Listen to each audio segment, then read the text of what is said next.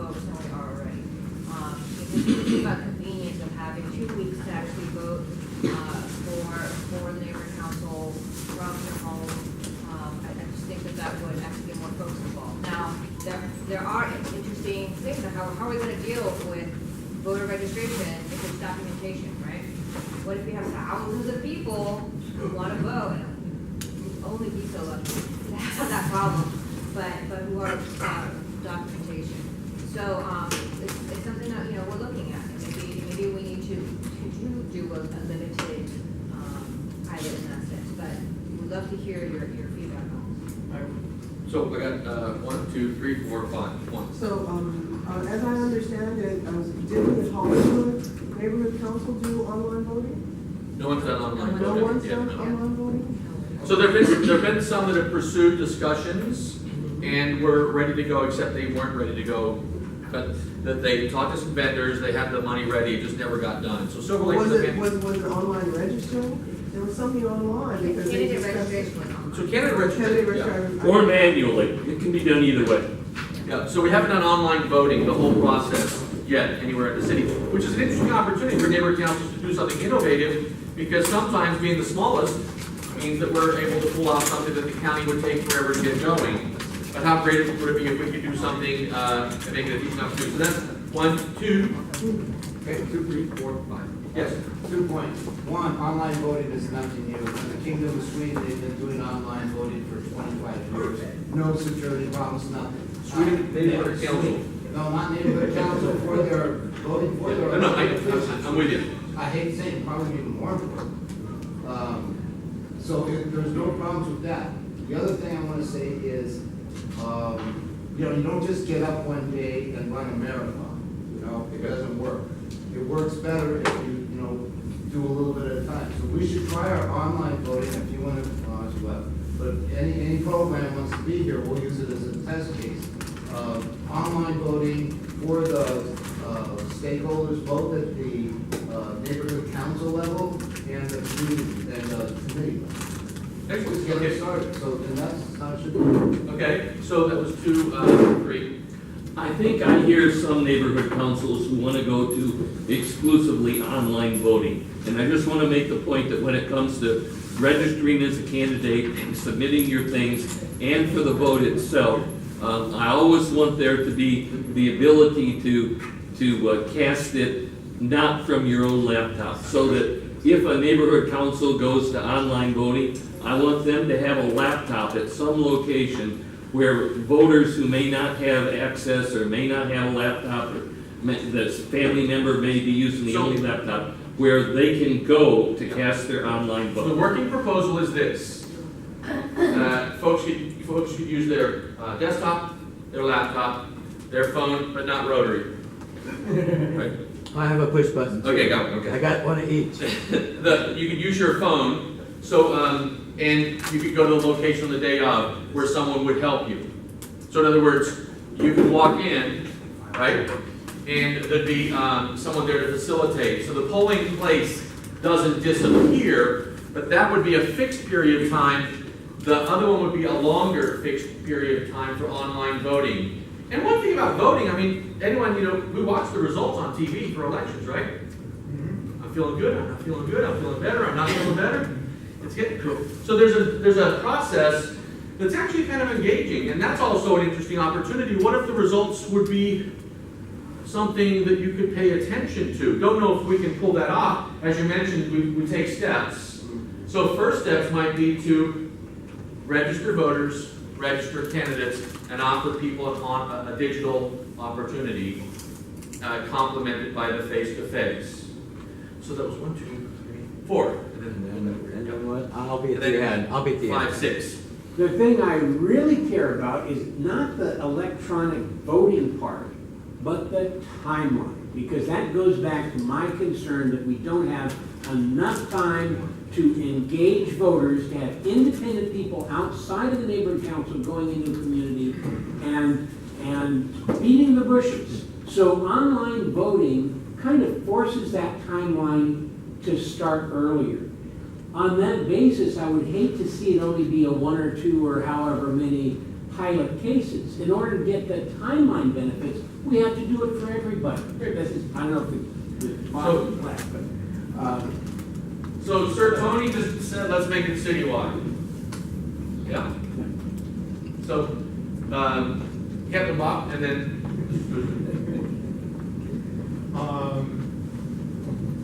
Registration. yeah. Registration should be one time only, the way the city, state, county, federal does.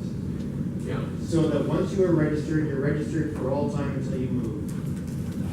So there are mechanisms. I mean, some people are in favor of that. I think that's super. I'm registered to vote. I just tell them when I moved, I told them, right? And they sent my ballot, and I still carry it in.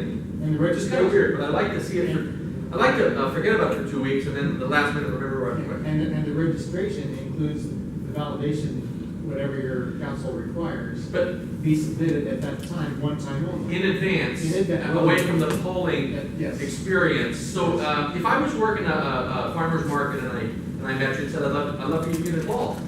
You don't have to volunteer for anything, but I'd love for you to register you to vote. I could register you, or an IEA could be at events, Rally in the Valley, let's register some voters. And so you register online. So there you would just submit your documents, depending on your neighborhood council. This is something to keep in mind, most complicated neighborhood council in the system. Is that you? The Granadas? No, they're not functioning. No, the ballots, the structure of how you qualify varies because you're an at-large. That's right. Yeah. And you're, so you see, what you mentioned is you can qualify for more than one ballot.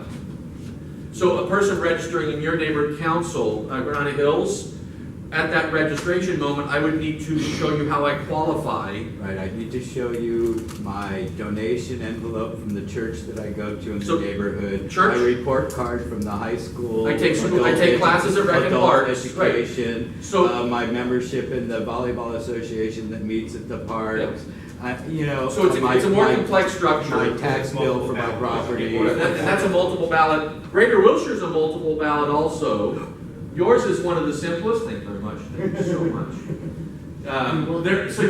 West Hills is the top They're on 17. board. The top 17 voters or candidates get in, right? Right. Yeah, and so it's all at large. It's all everything voters. Be sensitive to people without a green card having to permanently register somewhere and the resistance to do that. And so in my neighborhood, we have a great number of newly arrived people that are ESL people, and they are pretty paranoid about having to register somewhere online in advance with the government. Yeah, I understand. And there's a way to turn that into a positive because it's us, it's the community, and this is an opportunity and then we also accept consular cards and all sorts of documents. So in that sense, I think that, I understand completely, because East Hollywood, for example, encounters a lot. We had a 14-year-old kid that worked all day in East Hollywood. This is kind of charming. And a van would pull up the bottom of the hill, and 14, 15 people would walk up the hill. And these are people that had never voted before, so the words that you had to translate were ballot. Because you can translate the word, but if you've never seen one used before, it has no meaning. And candidate. So there was this little kid, he's going to be the most civically engaged adult, but can you imagine, as a 14-year-old, he was giving this little speech to folks that had never voted before. So that was kind of, a testimony to engaging the community and addressing the fact that folks are uncomfortable, and then how do you bridge that? And part of that was with outreach. Is it someone that's within the community that's doing it? So when you send an outsider into the neighborhood, well, of course, who are you and why do you want to see my papers? But if it's someone in the organization organizing at events, I think there's an opportunity here for us to do some significant research. Frank's neighborhood council is totally connected with the local school. So you've got folks, what's your voting cutoff? 14. So you see, some of them don't have papers, right? But the school ID, does that work? And so you see, addressing who's there, how do you engage them? Because if you get the 14-year-old kid, you get mom and dad, right? And so if you get them to participate, so I think that, there's lots of strategies with online voting and going into the community with tablets. And then keep in mind, the youngest board member in the neighborhood council system is in Central Alameda. She got a proclamation from the assembly person for that region. Her platform was to bring technology into her community. So you've got a little 15-year-old board members, and she's out there using the neighborhood council's technology as an opportunity to address digital inequity. In other words, how do we get Wi-Fi in the community, and how do we get people online? Because keep in mind, it's the language being spoken. And this is an opportunity then for us to introduce, and is it something that we could use for the committees? Is it something we could use for note-taking or streaming meetings? Is there an opportunity for us to incorporate technology? And back to baby steps, the sophisticated neighborhood council can take more steps, but the neighborhood council that's, MacArthur Park, the guy the other day said, we don't need help with the website because we use telephone technology. We just do robocalls for everything. Super, super. But then embrace it and use that as the connection. And what's next after the telephone robocalling is, are they getting smartphones? Because the Metro did a survey, and the results are that the majority of the people riding the bus, and demographically, the folks that are typically the most disconnected, all have connections with their cell phones. So that was the survey result. So we're talking about online voting. Tony wants it to be citywide. Jim wants us to go to Sweden to do some studies, right? No, actually, what I said I think is pretty important, but Yeah. get them voting at the committee level and the board level during the time. Just don't wait till the, marathon to start your first. So he's talking about taking baby steps.